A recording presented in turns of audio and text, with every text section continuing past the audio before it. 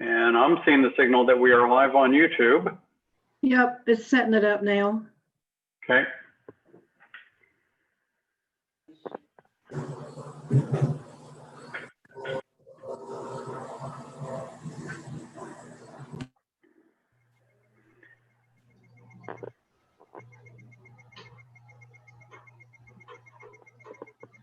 Okay. As soon as Julie comes back on the other computer, we should be good to go.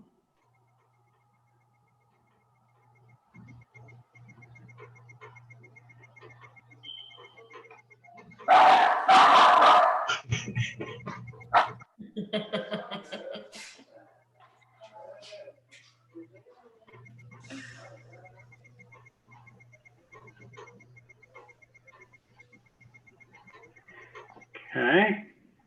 Apparently there are other barkers about on this meeting.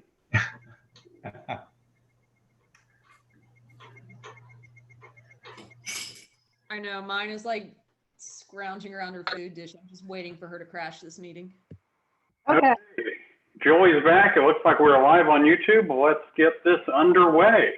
Oh, okay. Okay, welcome everyone. Thank you for putting up with our technical difficulties as we're connecting to Zoom. Welcome guests. We've got Councilperson Mark Bell, Councilperson Rob English in attendance, in addition to town staff and our board members. Okay, updates. Marie, can you talk about our utility status?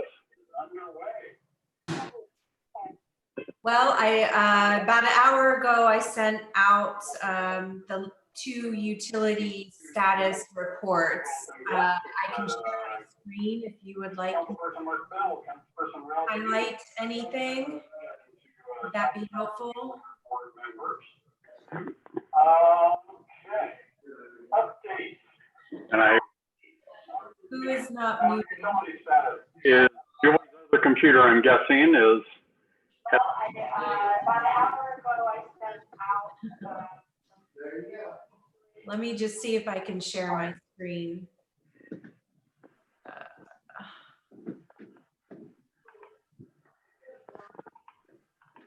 Can you see the status report? We can see it. We can't necessarily read it, but Hey, if we can get it bigger. there we go. Did you want to see the September? I'll just go over both of them. Okay. I'm trying not to repeat the information. So back in, and I had sent you the August one separately. So is that all right for everyone to sort of see? Yep.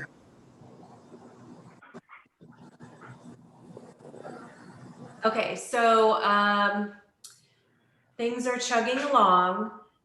We did have some elevated TTHM samples at the water plant. One of the 4 sampling sites was 0.001 above the maximum contaminant level. So we had to notify that, that resident about that, but we did not exceed the state's long-term running average or the operational evaluation level. So we're good. We have discussed flushing with the water plant, and we think that you may or may not have known, but Howard had to take a few months of leave over the summer. And we think that possibly something at the plant was the reason for the elevated TTHMs and not something in the system. So we have our automatic flushers, but I think we are not going to be doing the fall flushing. In addition to that, we were on a water withdrawal shortage for 2 weeks in September as well. So that sort of played into that decision. Every time we flush, we use about 5 to 6 million gallons of water. So we were being cognizant of that. Reservoir is doing fine. We have received the closeout paperwork from both the contractor who constructed the dam and our consultant Schnabel.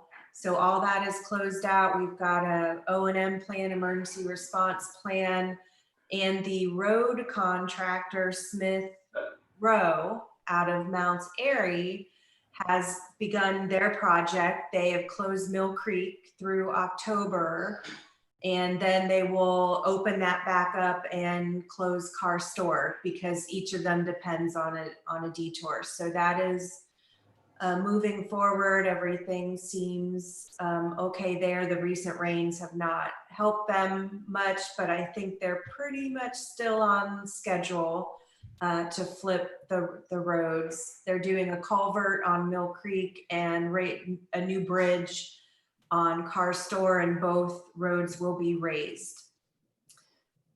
Let's see, we're working on McAdams Road. There's a 2-inch water main that we're going to replace with a 6-inch. We are also going to connect that new 6-inch to a line on Corbin Street, and that will really help the increase the fire flow at the hydrants along Corbin Street and McAdams.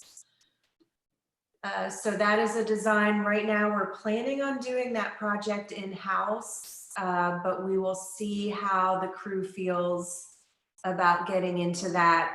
We've been down a person since one of the crew members got promoted, I'd say, to inspector position with us. So we, because of COVID, did not replace that position. So they're really cranking out some work. So we might have to wait a little bit before we tackle McAdams Road.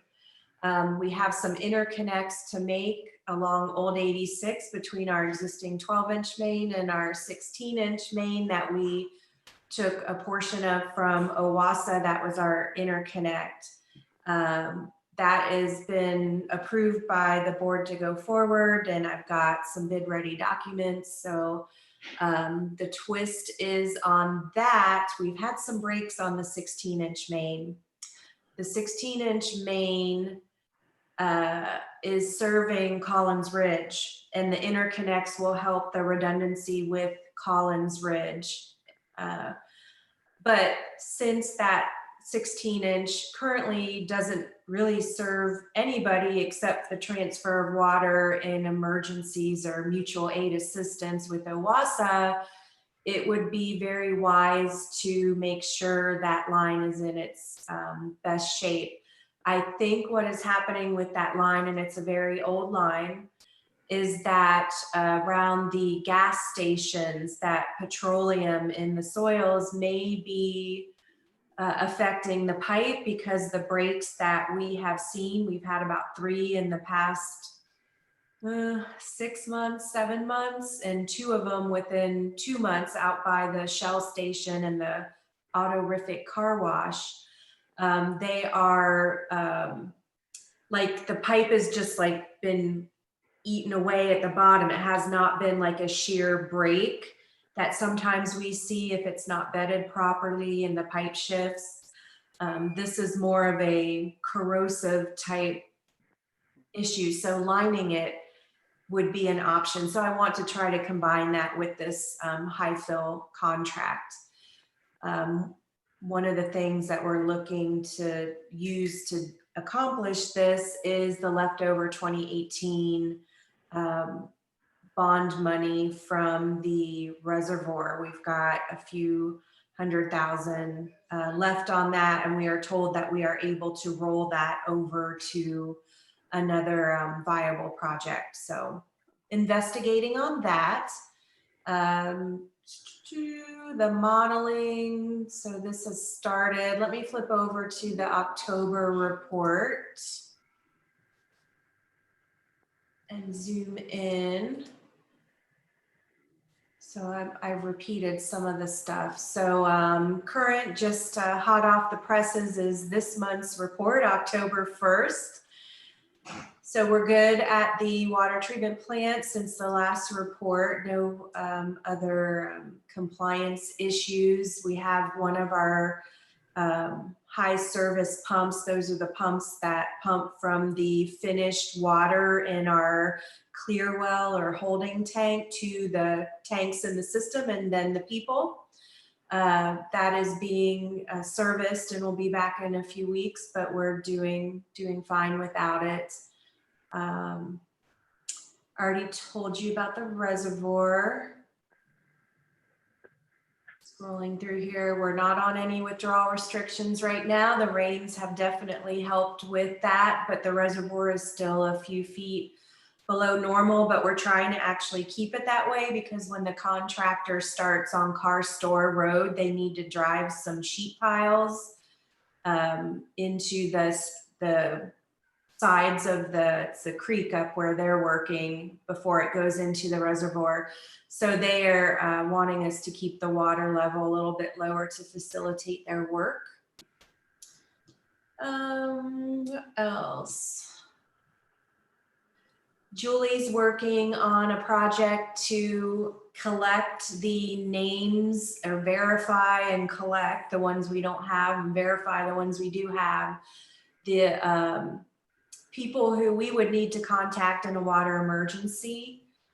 We want to get emails and numbers because right now the billing system might have an email, but it's about the people paying the bills. So she's looking up, you know, making sure we still have the correct contact people for the hospital, the schools, the churches, and the commercial places and our like manufacturing, all of that, everything except residential for the most part. So I want to have those on hand because someday I want to get with emergency management and learn how we can utilize the reverse call system that we have available in case there were a wide emergency. And this will also help play into the required state mandated, or actually it's a federal mandate to do a risk and resiliency study on the water system. The town has to provide that. We have to certify to the feds that we have done that type of analysis by June of next year. And then by December of next year, we have to certify that we have a emergency operations plan. So I want to be able to put that in there. We have finished our little project at Orange Grove Street and South Churton. So we have reverse sewer there and it was holding water, and that is a sewer that would be taking from Collins Ridge. So to accommodate that, we replaced that sewer. We also had a little segment of undersized and multiple repairs made on a 6-inch sewer that we replaced as well. So very happy that that is complete. We have been doing some flow monitoring in our system for our collection system model that we're having perform right now. So probably not as we speak, but as we speak, the consultant is taking that flow data, and we got some really good rainstorms with that. So they are analyzing the flow meter data. They will use that to calibrate the model to make sure what was actually seen in the field is what they modeled, and that it's within a certain percentage to say that the model is accurate. Then they're going to apply some storms or simulate some design storms and run the model to see how the collection system performs.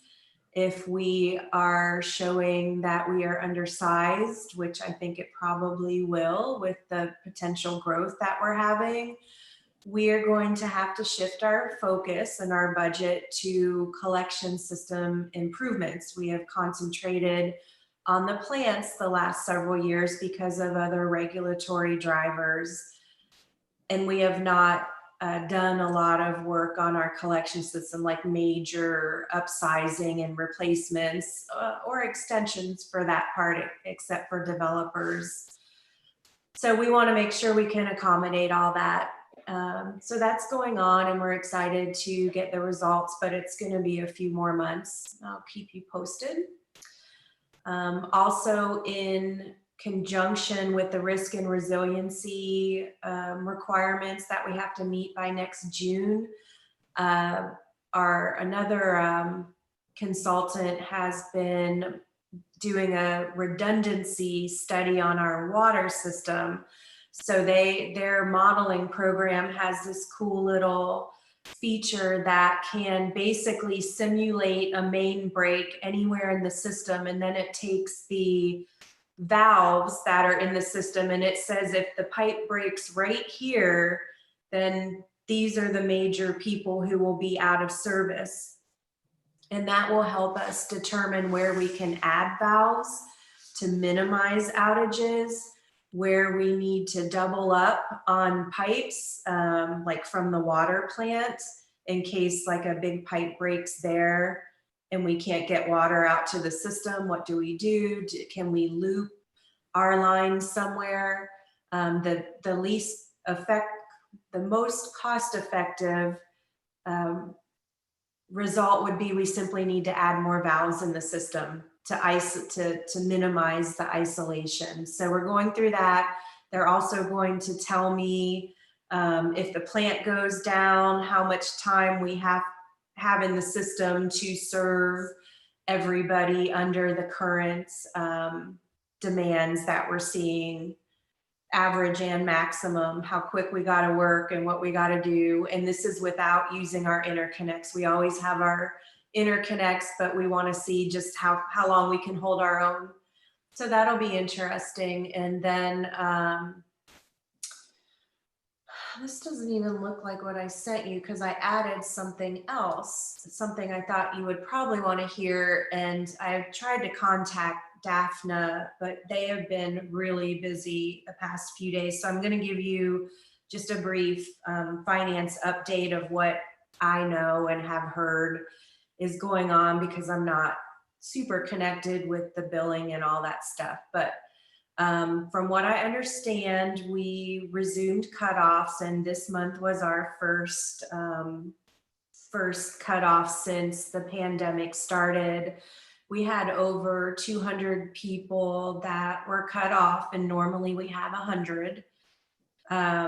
We have put automatically the people who are behind in their bills, who are within the period identified by the governor as as being eligible to be put on a payment plan. We would put them on a payment plan for a 12-month period. The minimum requirement was 6 months. So we have extended that. And of course, if someone wants to pay their bills sooner, they can certainly do that, or get a different type of arrangement.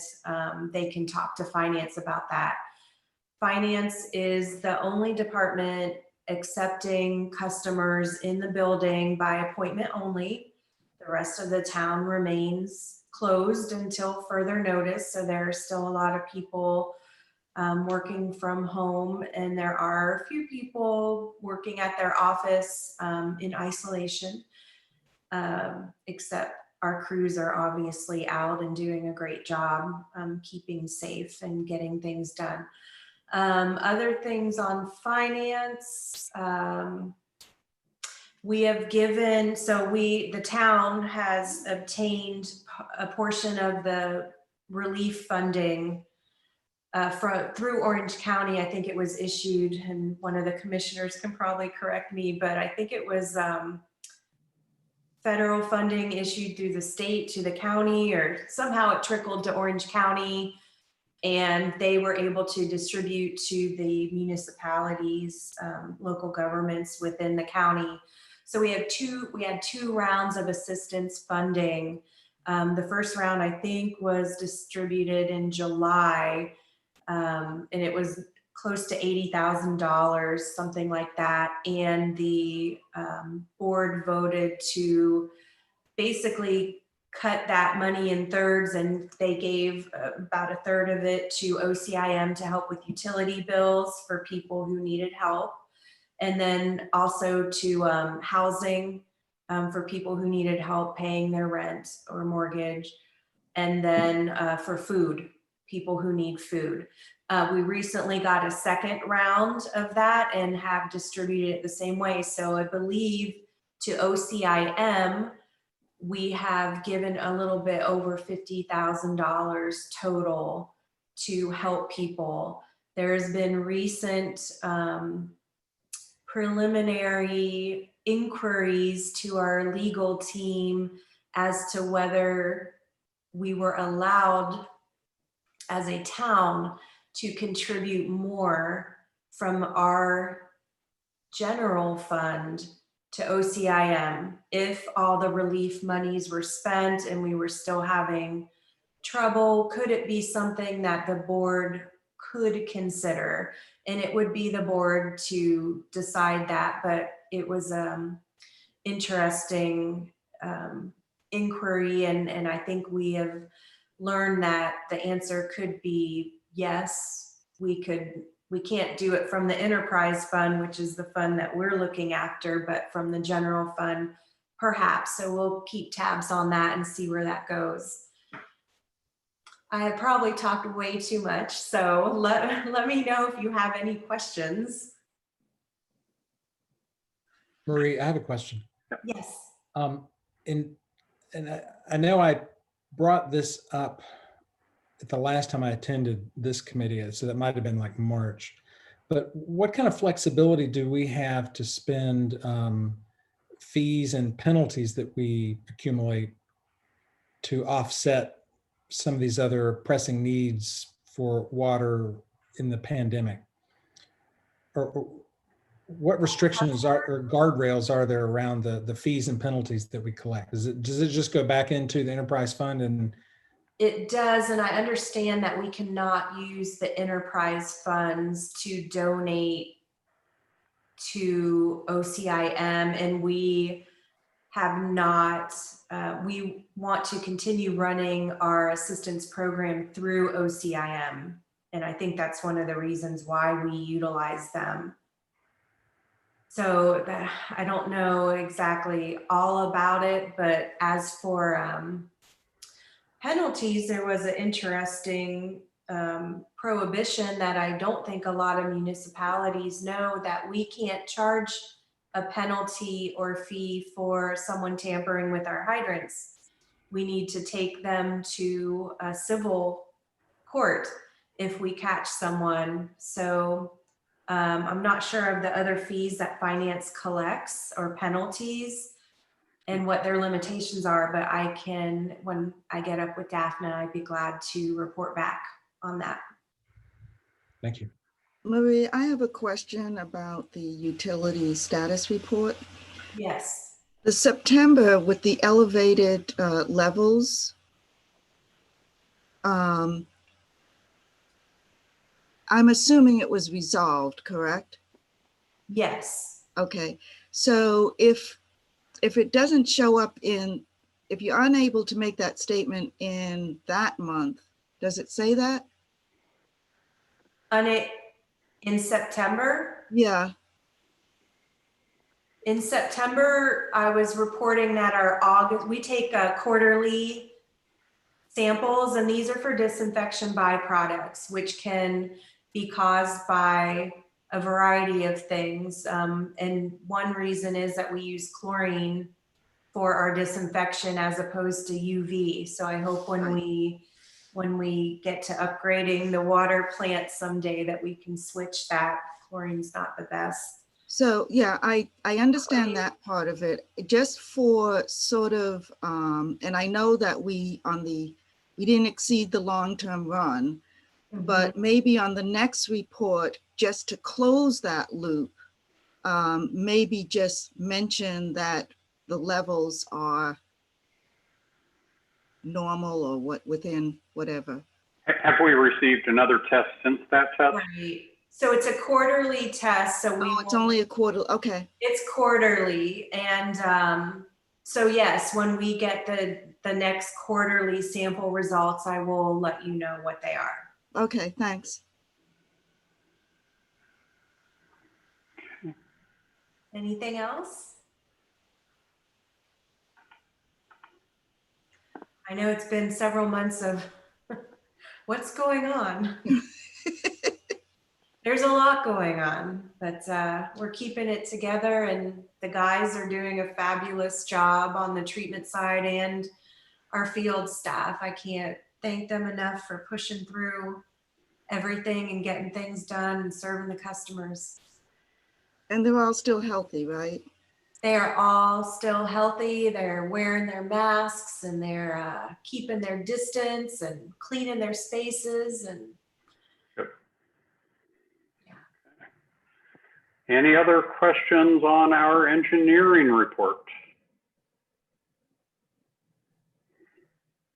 Okay. Yay, okay. And we're back in Brady Bunch mode, I guess. Okay, next item on the agenda is officer elections.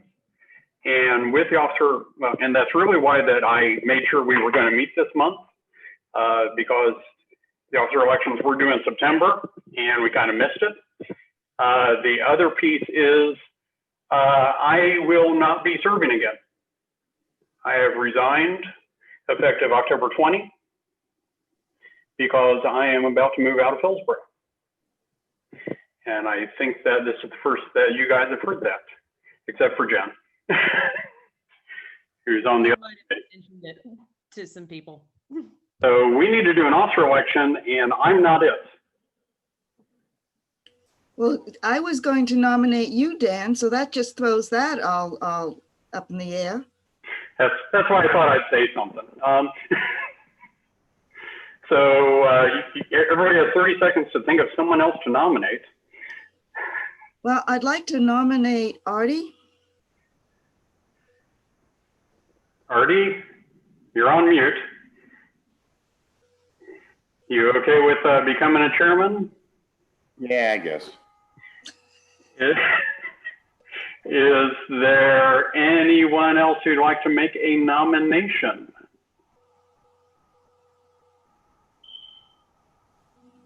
Dan, does everyone know the duties of the chair? They've seen what I do, which isn't necessarily a good example. Yeah, basically the chair is responsible for connecting with staff, making sure we have an agenda, talking with them about the agendas, and also helping to find a new person to replace any vacancies on the board. So whoever becomes chair gets to work with Marie, Julie, to interview new people to fill any vacancies, like one right here. So whoever is chair gets that fun duty too.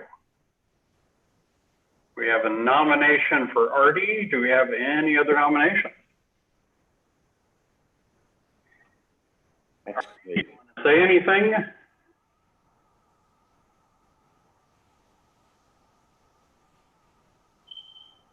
Do you have a campaign speech, Artie? No, not really.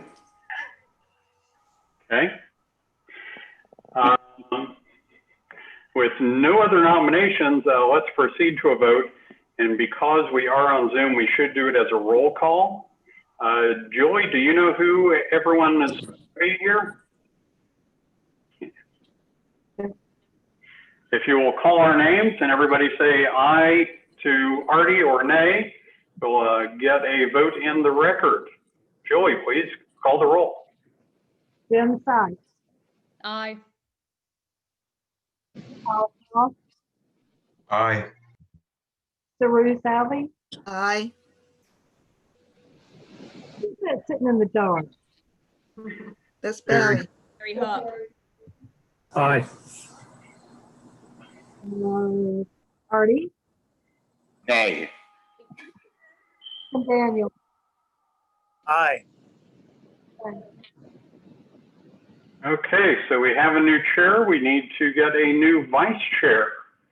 I believe this past year, Artie was the vice chair, right? Yes. Okay, so he's not eligible this time. Do we have any nominations for a vice chair? I'll nominate Jen. Okay, Sure. okay. Any other nominations for a vice chair?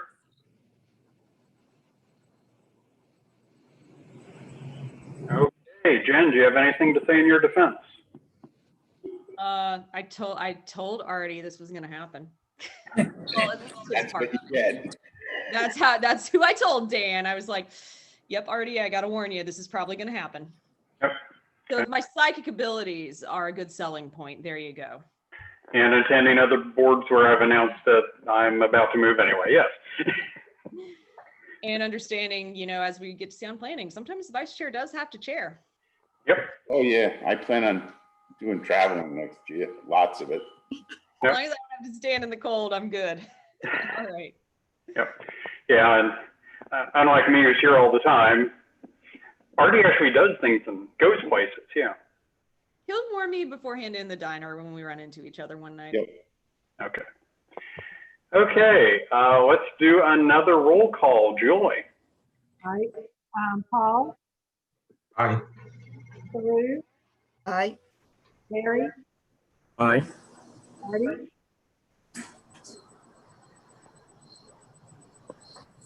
Artie, I think Artie Aye. froze. Daniel, Aye. Okay, sounds unanimous. We have our chair and vice chair for the next year. So be sure that you two remind Julie Ann Marie next September that your terms are coming up again, so that we can take care of that. Okay, we've reached item number 4 on our agenda, public comments. Closest thing we have to public right now are Rob and Mark. Rob or Mark, do either of you have anything to say? Nothing in addition to what I said earlier. Okay. Other than, I'll reiterate what Marie said, that the pandemic and the cutoffs, there's a lot of agonizing work going on to try and figure out solutions to get people what they need and not make a bad financial situation worse. So we really struggle, put a lot of thought, and appreciate all the staff time that goes into struggling with those issues. Tough year. Okay, yes, thank you for that. Rob, you okay? I'm good. I was actually here just for more informational and kind of education on myself. So I just want to say appreciate, everything that you all do, and we wish you well, Dan, with your future outside of Hillsborough endeavors, and appreciate all the great work that you've done, up to this point. But I have nothing else to add. Thank you. Okay. Hey, Dan, I thank you too. You've been wonderful. I've got one more meeting with you, so we'll make sure that one gets you a good waterworks. Goodbye. I Try. was, We're gonna have to get him to come back to be celebrated at some point when we are allowed to have people and be close, because you have been a longstanding member of the Water and Sewer Advisory Committee, even back when I was on the committee many years ago. And we'll really, really miss you.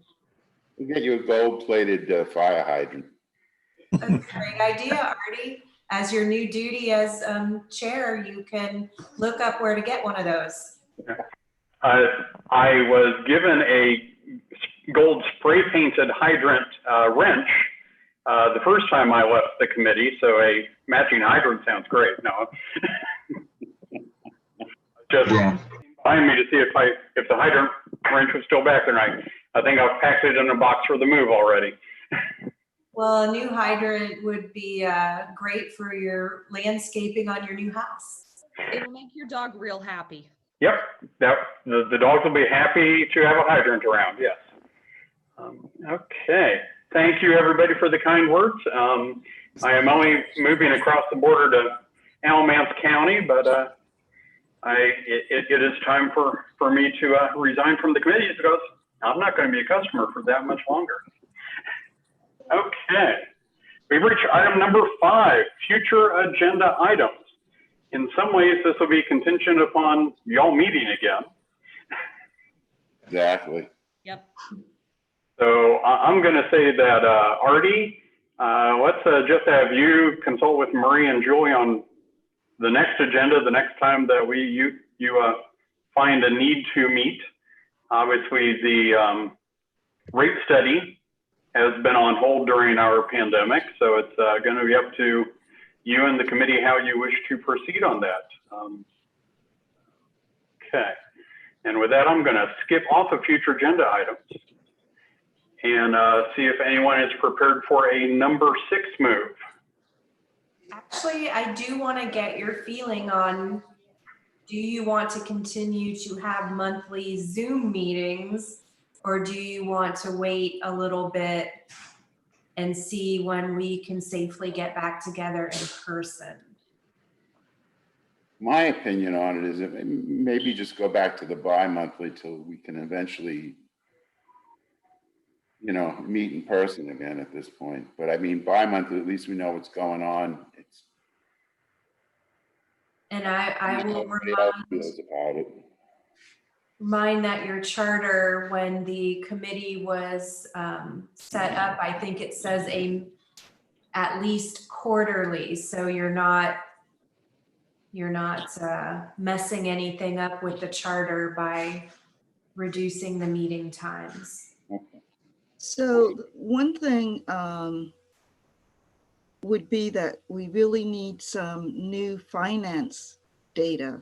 With the COVID, I'm sure it's all upside down and everything. So we can't even think about rates right now. I would assume at this point, there's been much more water usage than ever before because of everybody being home. Right. But it doesn't mean that everyone's paying their bills. So we don't know how that's affecting everything else. So maybe if we can get some finance reports, then we can see where we are. That sounds like a good idea. Yeah, I was going to say, I think bi-monthly works, but kind of we pushed to monthly for a rate study, which kind of what you're getting at, Saru. The numbers are not going to make any more sense anymore for that. Exactly. Bigger problem than even what we could, it's almost like we don't need to think about a rate study, but how do we stop some of the bleed? Well, that's why I was talking about the finance, not for the rate study, but I think we need to know what is going on. Yeah. Stop the bleed or something like that. Yeah. Yeah, and our audit is supposed to be due very shortly. And when we get the audit, since it covers a lot of the initial stages of the pandemic, or at least 3 months of it, we'll have an idea on our overall finances. And then Daphne can fill in where we stand since July 1st on that. But I would assume, I just learned that we're probably not even going to start our budgeting process until January. Usually we would start our kickoff like in October, towards the end of October, early November, and then have the budget presented. But I think the budget team is looking at ways that we can, as Saru says, stop the bleed, deal with what we have right now, and then decide how we are going to move forward.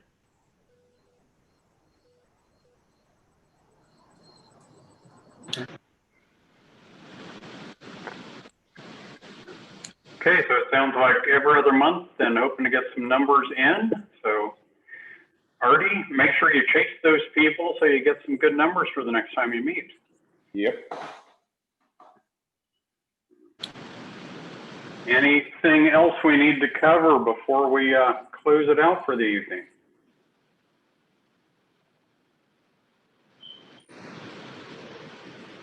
Oh, do I need to move to adjourn? That would be good. Oh, okay. I move to adjourn. No second needed. That's it, guys. Thank you very much. Hey, Dan, before you leave, I just want to say thanks for all your help. Yeah, thank you. Thank you, Dan. Very much. Thanks, Dan. Yeah. Thank you, Dan. Thank you.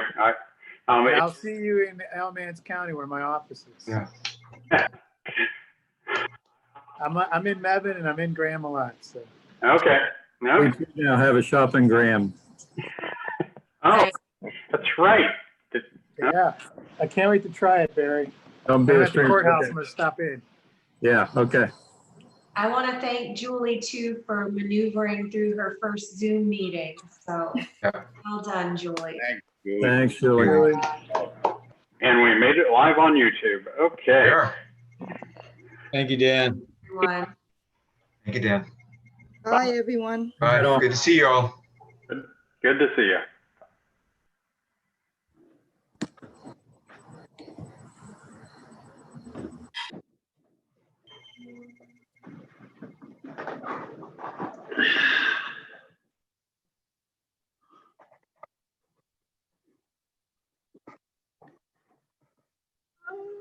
Oh.